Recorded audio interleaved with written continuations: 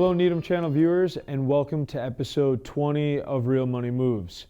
I'm your host Connor Gillen, and on this episode we're going to take a look at how the real estate market is shaping up, comparing the first half of 2025 to the same time last year in 2024.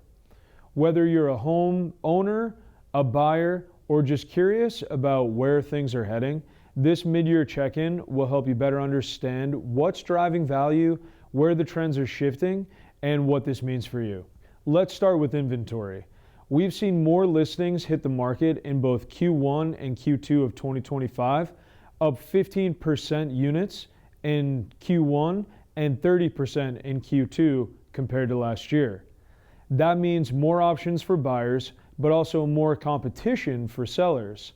However, one thing to watch, the average days on market dropped from 77 to 50 in Q1, suggesting quick sales earlier in the year, but in Q2 it ticked back up to 59 days on market. That's still faster than last year, but shows that buyers are starting to hesitate just a little bit more this year. The average list price, specifically in Needham, increased slightly year over year in both Q1 and Q2 by about 15K to 50K. Not huge jumps, but enough to show that sellers are staying confident in their value. Price per square foot also edged up, now hovering around $530 per square foot, which is up nearly $25 per square foot compared to this time last year.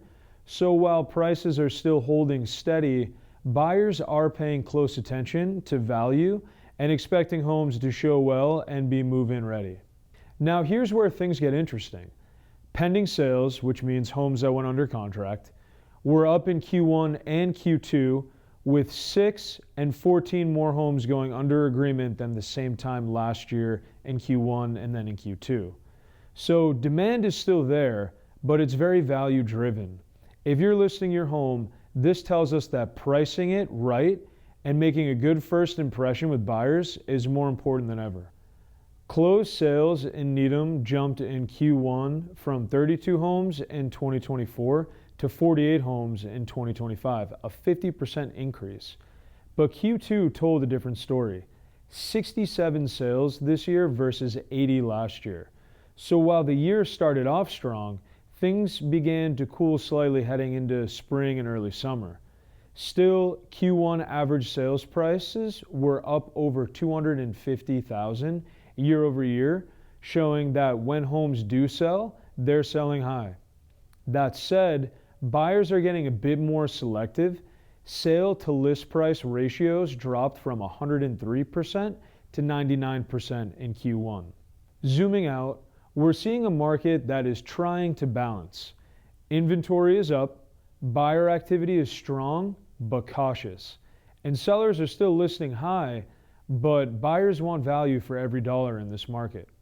If you're thinking about making a move, here's my advice. For sellers, prep your home, price it right, and you'll still do very well.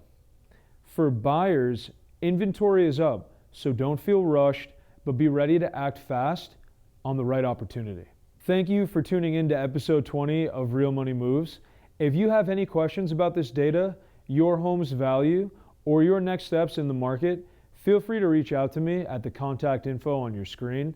And if there's a real estate topic you'd like me to cover in the next episode, send me a message at connorgillenrealtor@gmail.com.